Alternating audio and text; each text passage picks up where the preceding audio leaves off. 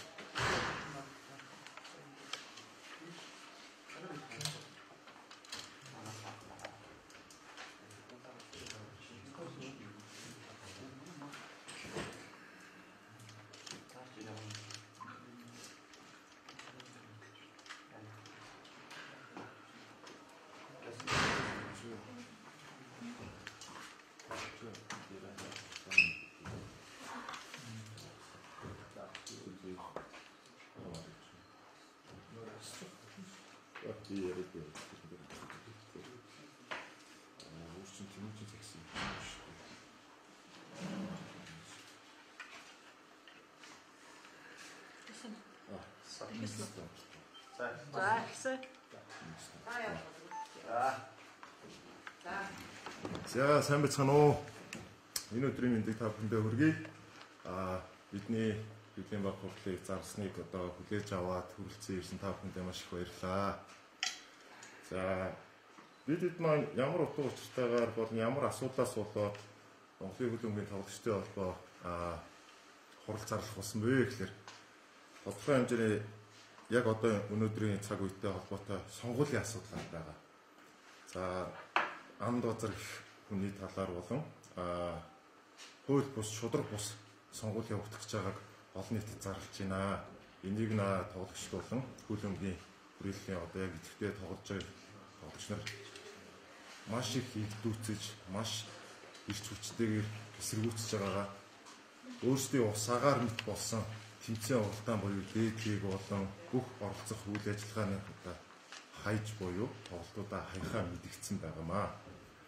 За ямар учраас энэ сонгуул маань шудраг бус болох гээд байна вэ гэхээр за сонгуулийн хороо маань өөрөө нэг хүний харьяат буюу сонгуулийн хорооныхоо журам болон дүрмээр зөрчөөд байна. За ил тод байж нөгөө шудраг сонгуул маань ерөөсөө анхнаасаа сонгож шалгаруултаасаа эхлээд шудраг бус болох гээд байна. Тийм болохоор тэгээд шаардлагууд маш их хүргэсэн, тайлбар маш их хүслээ. За тэр болгонд одоо ямар ч мэдээлэл гаргаж өгөөгүй. Харин эсрэгээрээ хөлбөмбөгийн зүтгэлтнүүд болон тоглогчид биднийг болон за үе үеийн ахмадуудыг маань ер нь хөлбөмбөгчдийг маань гутаанд оромжилсан буюу биднийг одоо ерөнхийдөө дээрлэхэж нөгөө талаараа мөнгөгүй боловсралгүй зөвөр энэ хүмүүст бодлого яриад мөнгө зарцуулна гэдэг үгээр сонгуулаа явуулж мөрийн хөтөлбөрөөр гаргасных нь улмаас ерөнхийдөө бол эрс игдүүцэлтэрж эсэргүүцэж байгаамаа. За Монголын хөлбөмбөгийн холбоонд одоо тодорхойлбгүй асуудал нь зөвхөн сонгуул биш юм аа. Сонгуулиас гадна бидэрт дотооддоо хулгай буюу асуудалтай санхүүгийн зөрчил гаргасан хэд хэдэн кейсүүд болон хэд хэдэн асуудлууд гарсан. Тэр нь бол тодорхой хэмжээний богинохон хугацаанд гарсан асуудал. Тэр хугацаанд дээр төр ороомоор ажиллаад дүгнэлтээ гаргаад танилцуулсан, олон нийтэд зарласан, шаардлага хүргүүлсэн. За тухайн шаардлагын нөхцөл өдөр төсөвл маань хүлээж аваагүй. За хөлбөмбөгийн холбоонд хамаарал бүхий гишүүдээс нь мөн шаардлага хүргүүлсэн байна. За энэ бүр шаардлагат нь одоо хүртэл хариу өгөөгүй. Харин эсрэгээрээ сонгуулаа явуулж өөрсдөө хаацалах арга замыг бий болгосон. Тоглогчид хөлбөмбөгийн зүтгэлтэн бүхэл хүмүүс өнөөдөр бол бүгд нэгж байгаагаа илэрхийлж байна. Асуудлуудын зөвлөл илэрхийллээ. Бүгд шийдэмгий байна гэдгийг илэрхийллээ. Ахмадын зөвлөл илэрхийллээ. Яг энэ хүү асуудал төр бол бүгд илэрхийлж байна. Эмэгтэйчдийн зөвлөл гэж хэлсэн байгаа. Бүгд бас илэрхийлсэн байна. Манай тоглогчдын холбооноос гаргасан шийдвэрийг хөлбөмбөгийн холбоо маань өөрсдөө бас эрс эсэргүүцтэй бидний эсрэгээр нь зөрүүлж шантаажлах итгэл бас гаргаж өөрсдөө эхэллээ. За тодорхой зүйл нь юу гэхээр бид нар нэг улс төрийн хараат байдалд байгаад байна. Монголын хөлбөмбөг болон Монголын тоглогч болон одоо бидний ирэх бүх зүйл маань улс төрийн хараат болчиход байна. Үүнээс одоо илүү одоо бид нар одоо яаж тэмцэх учраа одоо олж ядсан байгаад бүр аргаа ороод бид нар тоглолтоо хайж байгаа шүү. Энийг маань та бүхэн маань ойлгоорой.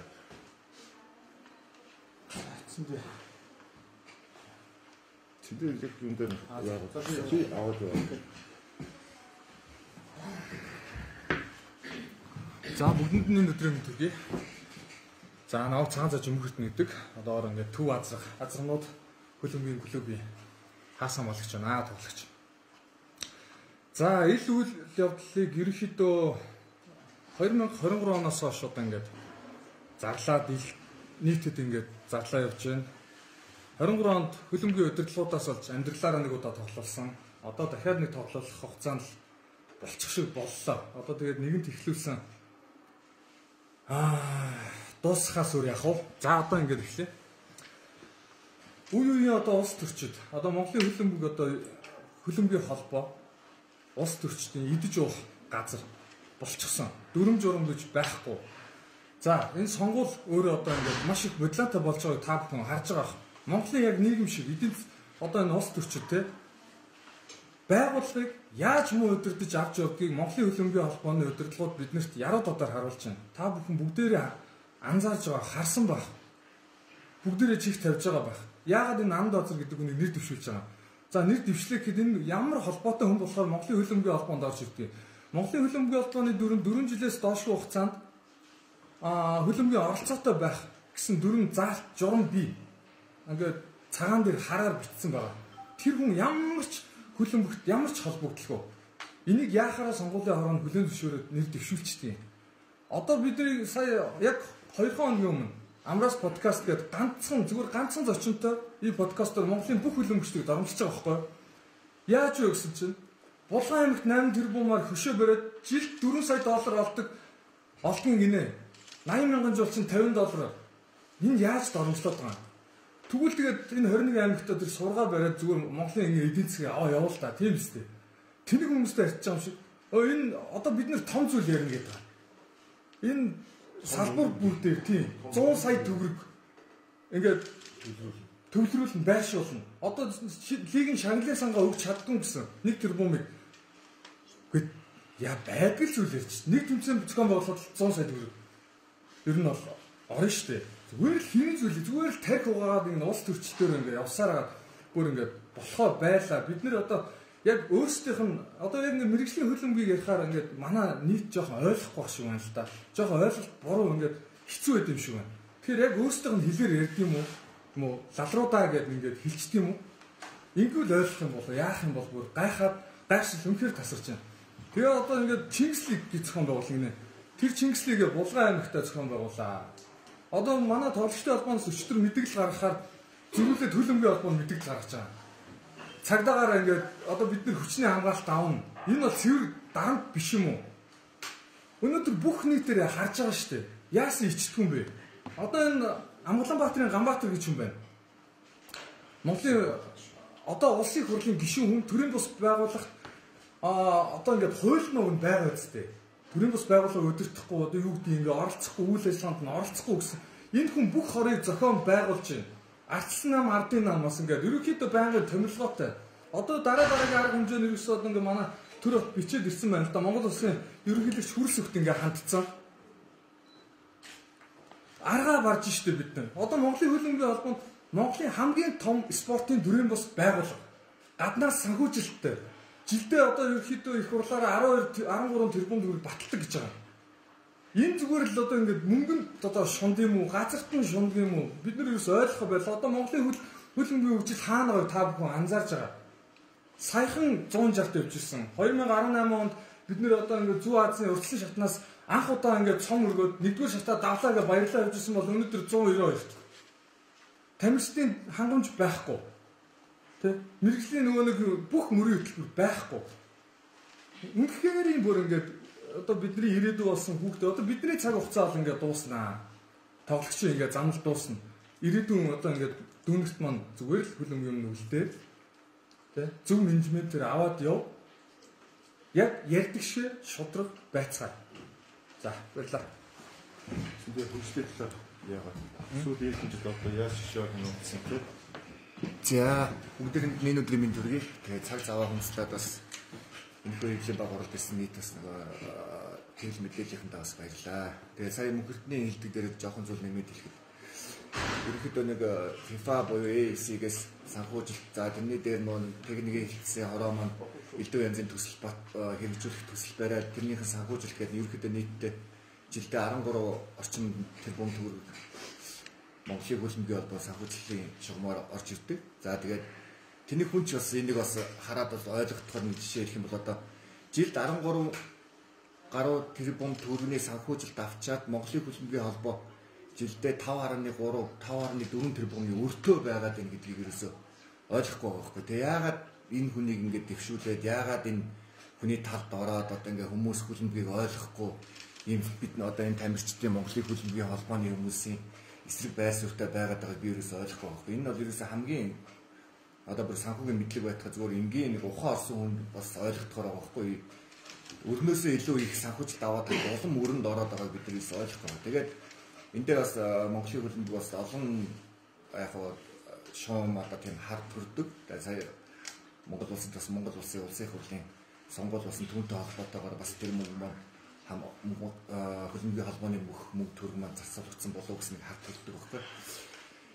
Тэгээд ер нь бол энийг бүр анхнаас нь ярих юм бол энэ асуудал бол энэ 25 онд анх удаа ингээд үүсэж байгаа асуудал биш юм аа. Энэ ингээд 2015 онд одоогоос 10 жилийн өмнө үүнтэй яг адилхан асуудал үүсэж ирсэн. За тухайн үед одоо ингээд мөнхөрт бидэд яг тухайн үед бас яг залуу насны дээр байсан. Тэгээд манай Монголын хөлбөмбөгийн нийт тамирчид маань ер нь үе үеэрээ зэгсаа цуглаа хийж тухайн үед нөгөө талигаач гамболд маань гамболд ерөнхийлөгч бандуулаад ерөнхийлөгчийн сонгуул болохоор болоод сонгуул явагдсан. За тэр сонгуул яаж явагдсан гэхээр мэдээж бас яг өнөөдрийн болох ч байгаа сонгуультай муу адилхан хууль бас сонгуул болж явагдаж дуусаж одоогийн X ерөнхийлөгч буюу Ганбаатар ерөнхийлөгч сонгогдож гарч ирсэн. За тэгээд тэр хүн ажил аваад 2015-аас 25 оны хугацаанд 10 жилийн хугацаанд Монголын хөлбөмбөг яаж хөгжсөн бэ гэдэг одоо Монголын хөлбөмбөг сонирхдаг хүмүүсийн нүдэн дээр ил тод байсан.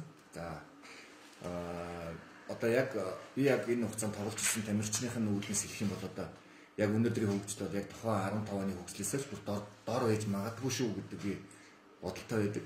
Тэгээд Монголын хөлбөмбөгийн холбоо бүр одоо үр шир байтгаа одоо тамирчдын хангамж нэмээд дээр Монголын хөлбөмбөгийг одоо асар их өрөнд оруулсан. Сүүлдээ бүр өөрсдийн ганц эд хөрөнгө болох одоо хөлбөмбөгийн талбай тийм ээ шгшөөгийн бэлтгэлийн бааз футзалны ордон гих мэт зүйлүүдийг бүр улсад барьцаанд банкнд барьцаанд тавьдаг. Бүр ийм дээрээ тавталтай болцсон байгаад л миний одоо ингээд яг эд тоглож байгаа тамирчны үүднээс бол нэлээд жоохон ухамдтай ханддаг. За энэ хүн дээр ч яг ерөнхийдөө шинэ ерөнхийлөгч гараад бол хөлбөмбөгийн эхний 2 жил бол айгүй гоё гэрэл гээтэй юм шиг хөгжөөд байгаа юм шиг харагдуулдаг.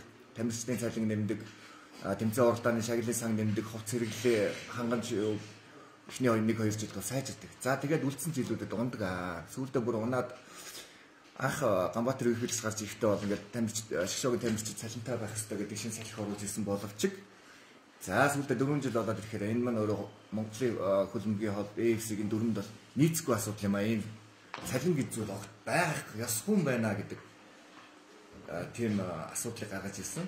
За тэгээд тэрний дагуу шгшөөгийн тамирчид маань бүр та бүхэн санаж байвал яг ковид үеэс яг нэг тоглолт яг болон гэж шгшөөгийн тамирчдыг бослого хийгээд тухайд бас яг энэхүү асуудалд оролцож байсан Тэрбатар гэдэг хүн дээр одоо шгшөөгийн тамирчид маань бас асуудлыг хөндөж ярьцгааж ирсэн.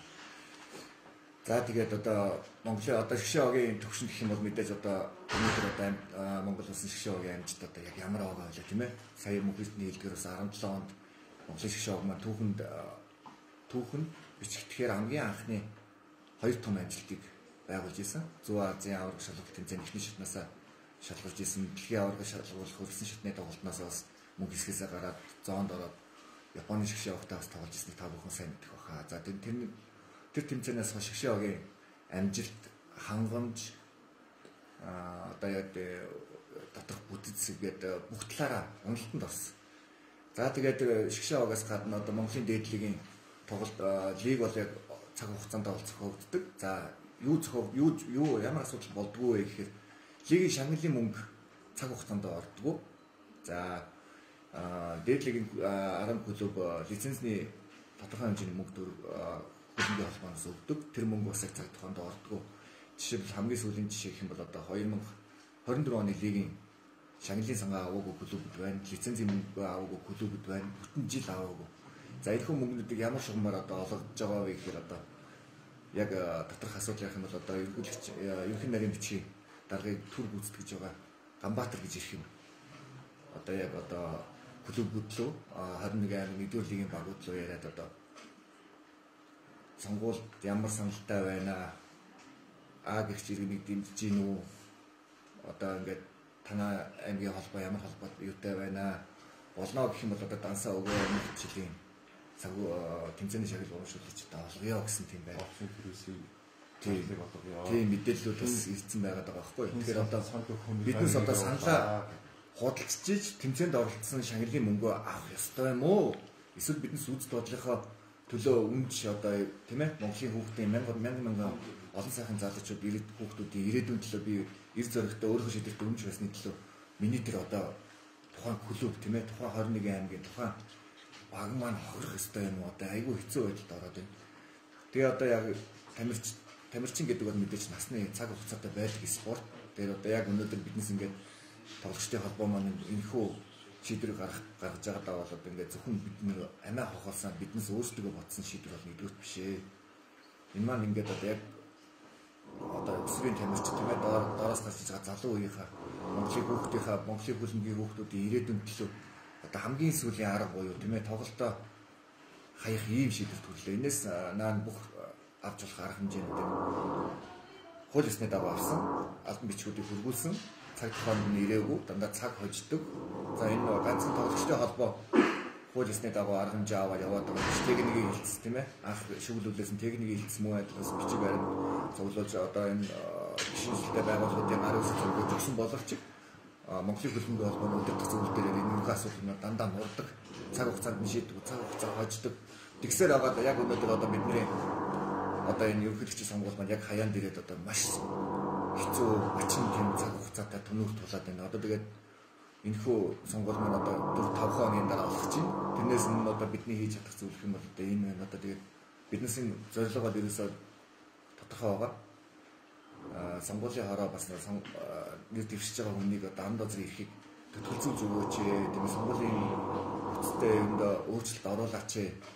Тэгээ яг зөв шудраг одоо яг тамирчдын төлөө Монголын хөлбөмбөгийн ертөнцийг одоо аврыг гэсэн тийм үйлдэл эр зоригтой хийгээч. Бүгд л одоо тэр удирдах зөвлөлд байгаа энэ хүмүүс чинь бүгд л хөлбөмбөгч. Ямар хэцүү зам туулсныг тэд нар биеэрээ сайн мэдж байгаа. Биднээсээс илүү мэдж байгаа. Яг өөрсдөө тоглодог байсан үе шиг хэцүү тийм цаг үедээ хөлбөмбөгийн холбоо 21-р зуунд яваад байхад одоо яагаад ичхгүй тэр мөнгөтэй хүний талд ороод ингээд тамирчдын хэсэг босоод ингээд яваад байгаа юм бэ? Болооч би үнэхээр чинь миний бүр сайн бүр багш миний бүр хайртай ах нар хүртэл юм байна.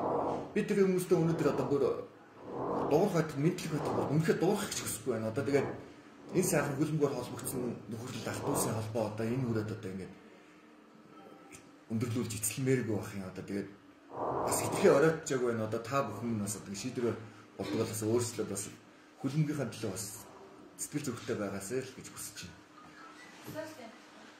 Одоо тоглогчтой холбоо Монголын хөлбөмбөгийн холбооны гишүүн байгууллага биш юм л та. Тэгээд та нарын сонгуулийн саналын тийм ихгүй байгаа юмнээсээ сонгуулаа явуулахгүй гэж байгаа олон улсын хөлбөмбөгийн холбооны дүрм журмаа зөрчөөд цаашлаад манай улсын Монголын хөлбөмбөгийн холбоо мандуулах тийм эрсдэлд хүрэх аюултай байгаа тийм байдлаар харагдаж байна. Хөлбөмбөгийн холбооныхоо нийгмийн тоглох та нарын тийм Аз тийм Аз гэж амьдсан Монголын хамгийн нэг хүндгүү спорт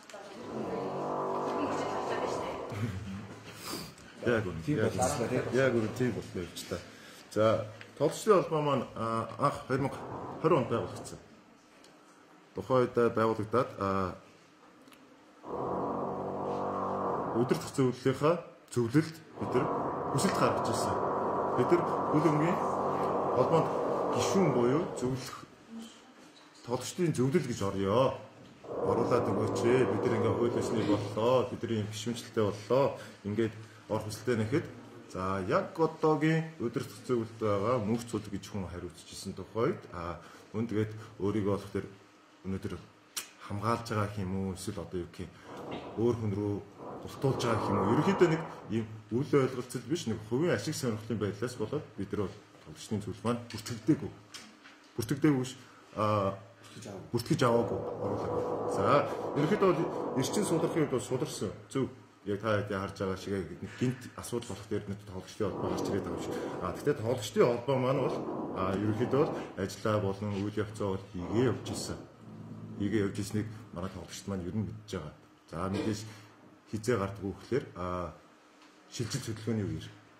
За тоглогчдын холбооноос нэг мэдээлэл гаргана, тоглогчдын холбооноос зөвлөгөө тамирчин клубтэйгээ ямар гэрээ хийх үү те мэдээж тоглогчдын холбоонд чинь ахмад болон те туршлагатай тоглогч нар байдаг учраас тэр дээр тоглолттой тусдын болоо явдаг. Нөгөө талаараа болохоор лигийн зөвхөн байгуулалт маш их болчихсон. За тоглогчдын холбооноос лигийн зөвлөлийг хянаа бид нар та хэд ямар лиг зохиох гээд байна яах гээд юм их гэдэг бид нар ерөөдөө тэгж болно гэж. Ингээд тамирчтай хэллийн тоон хийж байгаа нэр дэвшигч болоо ашны жаргал хийдэг хүмүүстэй холбоотой байж болчихсон гэдэг байрсан байна. Эндээс тайлбар авъя. Хоёрдугаар гэх юм бол өнөөдрийн хэллийн процессын нэг тамирчдынхаа ер нь ингэж гуруула шахацуулах юм сонсохоор байна. Тэр явж байгаа юм уу хавцуулж байгаа баяр спортч та юу вэ?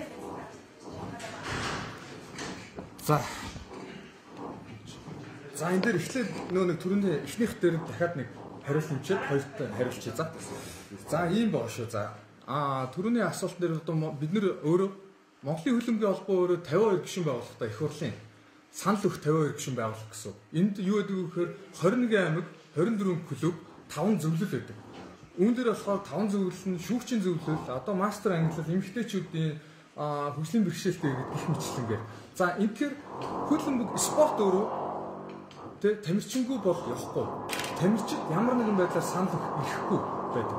Энэ өөрөө их хурлаар шийдэгдэх байхгүй юу? За их хурлаар энэ зөвлөлийг оруулъя гэдэг. Энэ нь болохоор яг одоогийн нөхцөл байдал болохоор ээлжид бос их хурл. Бид нэр ямар нэгэн байдлаар төлөөлөл болж нэг одоо санал өгөхгүй боломжгүй. Энэ нь болохоор боломжит хугацаа нь 27 он байхгүй юу?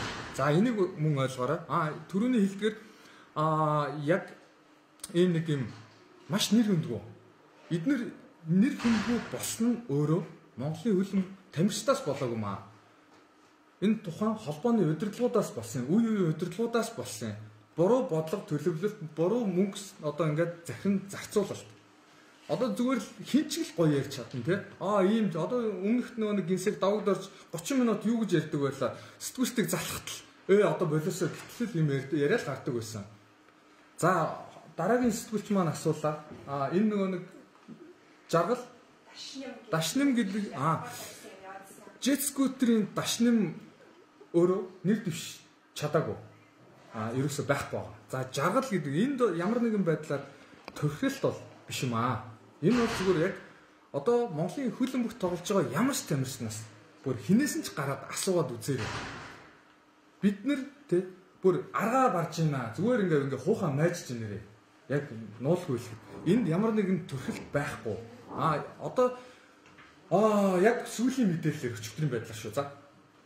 Техникийн хэлц мэдээж одоо ингээд анх шүглүүлээсэн ингээд энэ дотроос хөлбөмбөгийн холбоо дотроос одоо юуны тэмцээн зохион байгуулах хэлц шүүгчд ерөнхийдөө нэмэгдээд ороод ирнэ. Энэ одоо 3 хэлц. Шүүгчгүй бол Монголын хөлбөмбөгийн ямар ч тэмцээн оролдоо явахгүй. Тэмцээн зохион байгуулах хэлцгүй бол ямар ч тэмцээн оролдоо явахгүй. Тий, зохиогдох боломж байхгүй байхгүй юу. Тэгэхээр одоо ингээд тоглогчтой холбоо өөрөө бас яг ямар байгууллага үйл ажиллагаа явуулах зохицуулалттай зорилттой гэхээр тамирчдын эрх ашгийг хамгаалах тийм эрхэн зөрчигдсөн бол бидэнд хандах хэрэгтэй байхгүй юу тоглогчтой холбоонд. Тэгэхээр Монголын хөлбөмбөгийн холбоонд бол ямар нэгэн байдлаар ингээд гишүүн биш санал ямар нэгэн байдлаар хамаарал байхгүй гэдгийг бол цохон тэмдэглэе. За хариулт нийт тамирчдын эрх ашгийг илэрхийлж чадж байгаа юм уу? Энийг яг ам бардам 100% чадаж байгаа. Юугаар батлах вэ? За ширийг арчихгүй юу? Юу нэрчихгүй юу? Манай пэйжийн ширийг арчихгүй юу? Пэйж утсыг чинь шеэр нь болохоор Тэгээд хин ширж байгаа гэхээр дандаа тавьчих ширж байна. за энийг тэгвэл яг Яг уучлаарай. Яг энэ тэгвэл одоо бид нэр та бүхэнд одоо лигийн эхний одоо энэ төргийн тоглолт 5 дахь эхэлж байгаа юм маргааш. За маргааш нөгөөдөр хоёрын одоо уур амьсгалыг та бүхэн хараад за хинэн зөв хинэн буруу ярьж байгааг тэгээд мэдэх баха. Тэгээд бид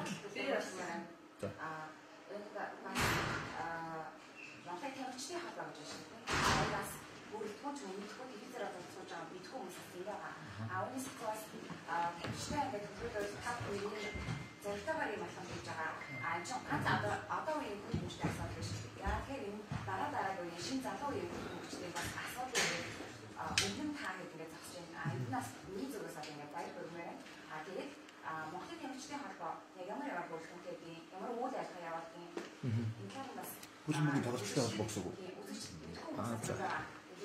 сая хавар бид нэр ирэхэд шинэ бүрэлдэхүүнээ одоо их хурлаа хийгээд Монголын хөлбөмбөгийн тоглогчдын холбоо за ерөнхийлөгч Төрөт дэд ерөнхийлөгч Тэмүүлэн гэж юм байгаа. Миний бие болохоор хөлбөмбөгийн одоо тоглогчтой холбооны гисэг. За тоглогчтой холбоо маань өөрөө 11 удирдах зөвлөлийн гишүүнтэй ийм байгууллага байна шүү да. За өөр төлөөлөлт нь болохоор эмэгтэйчдийн хөлбөмбөс төлөөлөл байдаг, футзалаас байдаг, гадаад дээд лигээс төлөөлөл байдаг, нэгдүгээр лигээс байдаг, мөн шгшээгийн төлөөлөл гэж тал талын төлөөлөлөөс орсон.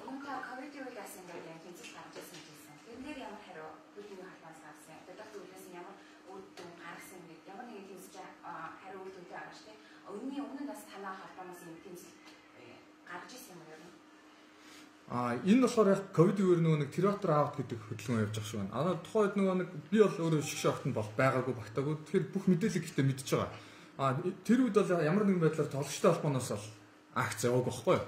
Энэ дан шгшээгийн тамирчид яагаад вэ гэхээр шгшээгийн тамирчид олон улсад тэмцээнээр яваад ирэхээр муу тоглолоо.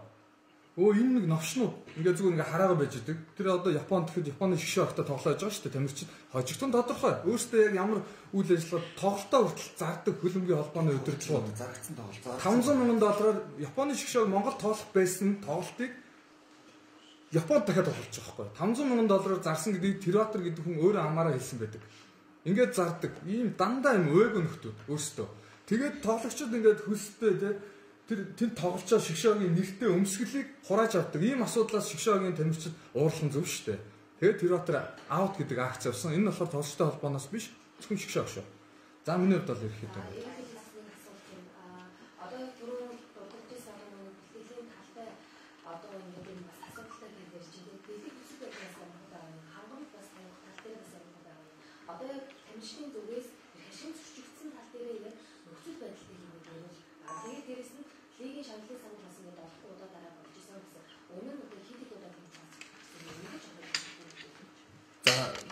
за энэ дээр хариулчаад би ингээд дуусгая. Манай ерөөхдөө өөрчлөлт авчих. За лигийн шагналын сангаар яг сайн сүүлийнхээс нэвчээ.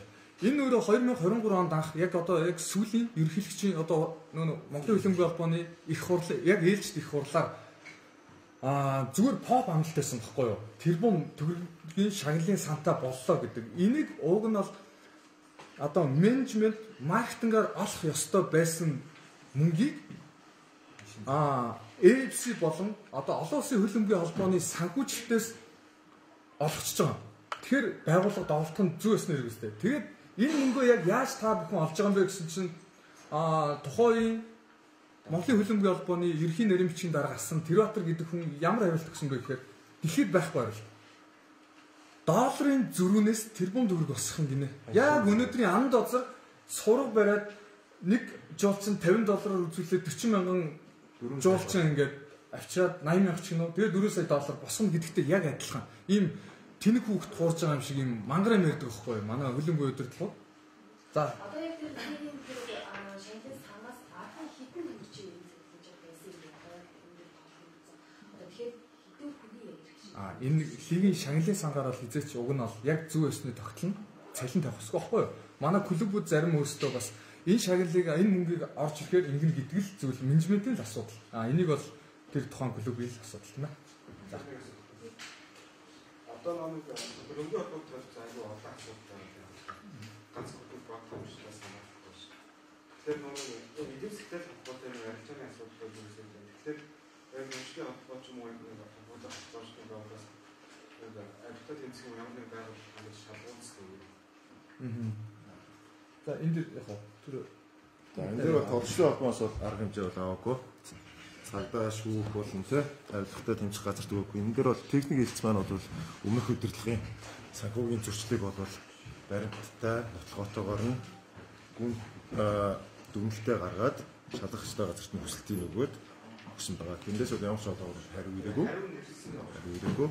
Онцгой эхлээд бол хүлээж авахгүй байсан гэдэг бол мэдээлэл бол байсан. Тэгээд сүүлд нь өгөх гэж араас нь нэлээд олон хөөцөлдсөн сураг байсан. Тэгээд эцэст нэг авсан сурагтай байлээ. За манай дасгалжуулагчдаас төлөөлж ирсэн байна. Дасгалжуулагчдын зөвлөл гэж ус байгаа. Тэгээд зөвлөлт манаас шийдвэрээ гаргаад тамирчдаа дэмжихэр болсон гэх. Тэгээд тамирчдаа дэмжихэр болсон гэдгээр би төлөөлөгч нь хурж ирээд мөн бас энэ хэвлэлийн баг хурал дээр бас та хэд бас нэгдсэн гэдгийг бас мэдгэж ирсэн байх шүү. Саксан мөнгө бараг мөнгө ингээд аюулсаа ингээд болчихсон шүү дээ. Юу ингээд тамирчин хийх юм аа гэдэг юм шүү дээ. Ингээд баяр хэрэгтэй аппарат тэгээд ингэж ийм байхад Монгол орны гадаад орны юу чадахгүй. Яасан нэг өстөрөө асуудал ч ойлгосонгүй. За, саксан бөмбөг болохоор хэрүүлэхгүй тэмцэлгүй. Хөлөн үлдээ. Яг хөгжлөө олчихсан. За, хөгжлөө олох хэрэгтэй байна. Хөл бөмбөг байнгын хэрүүлэлт явах улгайтай. Ийм байхад ер нь яаж гарч сарлаа болж ингээд тавхан цаашаа явж Монгол орны гадаад орны таниулж чадахгүй. Одоосоо салыг гэж бодож байгаа шүү дээ. За, хулгай юунаас бүрдээд юу бий болоод байна гэхээр сая бид хамгийн ихнийхээ яриан дээр хэлсэн. Ус төрчлөлтөөс болоод бидэрт хулгай үүрлээд байна. Ус төрчихгүй зөвхөн бизнес болоод спорт менежмент буюу спортыг бизнес болгоод явах юм бол яаж хөгждөг Монгол багийн спорт яаж хөгжиж байгаа гэдэг нь саксбол бол харуулж байна тий. Спортод манай хөлбөмбөгийн холбооны удирдлага бас бизнесийн төлөөлөл байсан. Хөлбөмбөг мандаж явсан саксны холбоо тухайд хэрүүлтэй байлаа, сакс үзэгчгүй болж эхэлж илаа, хил амтай байлаа, Монголын хөлбөмбөг мандаж эхэлж илаа. Бид нар үзэгчгүүлээ биш, үзэгчтэй хийхтэй байсан шүү дээ. Энэ саяхан шүү дээ. 7-8 жилийн өмнө тэгэхээр шигшааг мандаж явлаа. Тамирчид нь ч гэсэн ирээдүгээ тодорхой очлоо. Үлгэр жишээ авдаг хүүхдүүдтэй байлаа. Чөлөө цагаа хүүхдүүд юу хийж өнгөрөөд өрсөн хөлбөмбөг болсон. За байгуулгаараа нийлж хөлбөмбөг үздэгч тийм сул руу дагаад орж исэн. Үзэгчд нь ч хурж ирээд ТV уугаал, хоолоо идэл, бага дэмжээл, тугаан мандуулаад, өрөө дуутай болоод бөмбөртэй байгаад бид нар тийм хөлбөмбөгийн соёл хөгжиж исэн байгаа. Харин энэ систем нь яага байхаа болж өгөхлөөр бид нар улс төрийн хараат болоод за энэ тухай одоо яг энэ удирдлагт одоо энэ маахт болоод үүсэж байгаа энэ удирдах зөвлөл маань өөрсдөө хамгаалаад ингээд хөгжлийг маань бууруулад байна. Тэрнээс бол яг өмнөх хөгжлөөрөө яг хараат бус харин хариуцлагатай, хяналттай, удирдах зөвлөлтэй байсан үеэ үргэлжлүүлээ явсан бол бид нар өнөөдөр яг адилхан саксныхаа лигтэйгээ адилхан бид нар тэмцээд адилхан хөгжилтэй байх юмсан.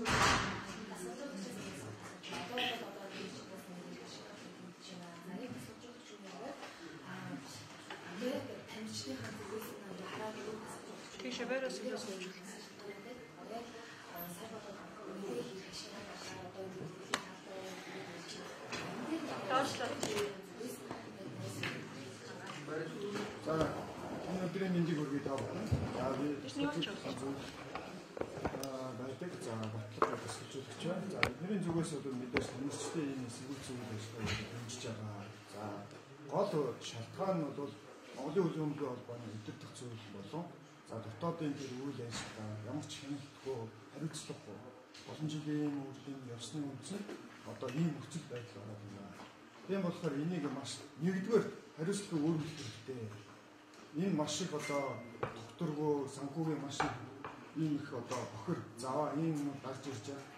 Энэ үргэлжлүүлээ яваад байгаа нь одоо цаашдаа үргэлжлэхгүй гэсэн баталгаа байна. Хоёрдугаар хэрэгцээ орчин бүрдээгүй. Бүрдсэн гэдэг байгаа мөртөө цаасан дээр тэр нь явж байна. Бодгоор дээр яг хууль зүйн орчин болцоо тэр маш их одоо алдагдал хүлээд байгаа энэ маш их санхүүгийн алдагт ороод байгаа. Энийг хариуцлага өрүүлээгүйс дараа дараагийн ажлыг үргэлж хийгээ явна гэдэг маань энэ бол маш их өрөөс. Энэ дээр нэгдүгээр хариуцлага өгөх хэрэгтэй. Тэгжээж дараа хэсэг шийдэх хэрэгтэй. Тэрнээс нэгийг нөгөөнөөр нь дардаг энэ хүн үйл ажиллагаа нь бол зүгээр л улс төрийн увайгүй үйл ажиллагаа. Нэг ясна Монголын үйл өмгөө холбоо улс төрчдийг бийддэг, бий болгодог ийм нэг одоо бэлтгэлийн бааз болчиход байна. Энэ нэг ихэд. Тэгэхээр энэ хэрэгцээ өөрчлөх хэрэгтэй. Тэгжиж бид нэр дараа үйл ажиллагаа битгэх хэрэгтэй. Тэрний тулд та бүхний хамтран ажиллах хэрэгтэй. Тийм болохоор бид нэр тамирчдын холбоогоо бол хэмжиж байна. Нэг асуулт энийг тамирчдын синх хасагсаад зүйл гараад ирсэн. Тамирчид нөгөө 50 сая өсөс аваад өрөөгөө тэрний өрөөсөө 17 сая гэсэн мэдээж гараад ирсэн. Тамирчид хэлэнгийн бүсийг 50 саяар аваад өрөөгөө 17 сая гэсэн мэдээж тэр ямар тамирчидтай юу ямар ч холбоогоос биш байна. Энэ хөлбөмбөгийн холбооны үйл ажиллагаатай л асуулт холбоотой. Хөлбөмбөгийн холбооны тамирчдын бүсийг тийм, ер нь ганц хувцас гэлтгүй олон газар байгаа хөөх шишөөгийн нөгөө зөндөө байгаа. Галтгооноос нахудаа тусны өвдөлт хоолны ажлын хоолны өвдөлт зөндөө байна. За хэдүүлээ ерөнхийдөө зэгцүүлж байгаа шиг гол Хөвлийн баг хурлаа зорилго нь бас мөн бид маань ямар ойрын хугацаанд ажил төлөвлөх байгаа. За бид нар юу хийж байгаа гэдэг талаа ер нь яг мэдээлсэн зүг баха. Бас мөн тамирчтай болон бас бусад хөлбөмбөгийнхөө холбоонд ажилтдаг зүтгэлтэн үе ах эгчнэр болон үр хойч болсон дүүнэр болон тэднийхээ одоо эцэг эхнэрт бас хандаж хэлэх зүйл байна. Энэ юу гэхээр бид яг одоо өнөөдөр ингээд өөрсдөө бодоод энэ зүйлийг одоо юу гэх юм өмнө яг явж исэн процессор нь үлдээгээд явах юм бол бид нар хойч үе болон дүү болон хүүхэд залуучуудаа өрөвдөж байна. Харин бид эд үеийн дээрээ тоглож байгаа энэ үе дээрээ бид нар өөрсдөө золион байж тэмцээн уртаана хаян байж энэ шийдвэрүүдийг гаргаж байгаа шүү. Тэрийг маань маш сайн ойлгоорой. Тэгээд эцэст нь хэлээд яхад энэ сонгуул болох ёсгүй. Анд базар гэдэг хүн нэрээ татахгүй байсан ч гэсэн энэ сонгуул болох ёсгүй. Энэ шудраг бус сонгуул болоод байна. Бид нар шудраг сонгуулаа явуулмаар байна. Бид нар ил тод сонгуулаа явуулмаар байна. Бид нар мөрийн хөтөлбөр мэтгэлцээнээр Монголынхаа хуулийн өгчдийг одоо юу гэх юм итгэлийг дааж гарсан үнэ бид нар сонгомоор байна. Бидний ирээдүг та нар өдөрдөн шүү дээ. Бидний ирээдүг та нар менежмент болгоно. Мөн цаашаа юу гэхээр хүүхд залуучуудын цааш хөгжих суурийг тавих бодлогын 4 жилийн ажлыг эхлүүлэх сонгуул болох шүү дээ. За энэ сонгуулийн нэг муухай нэг юм байна. Нэг гэр бүлийн 2 хүн сонгуулийн хороонд нь байна, хяналтын хороонд нь байна. Эхнэр нөхөр хоёр ингэ байж. Тэгэхээр ч одоо хин ч итгэхгүй шүү дээ энэ сонгуульд чинь. Харваас шудраг бус шүү дээ. Нэг зүйлийг нэмээд хэлэхэд бас нэг одоо нэр дэвшигч одоо энэ анд онцор гэдэг хүн те. За тэрийг ихэн олгосон сонгуулийн хороо бас нэг тайлбар болсон Монголын хөлбөмбөгийн хүмүүст бас ингээд тайлбар өгмөр юм. Ямар эрхтэй болохоор тэр хүнийг баталсан нэр дэвшүүлэх эрхийг олгосон.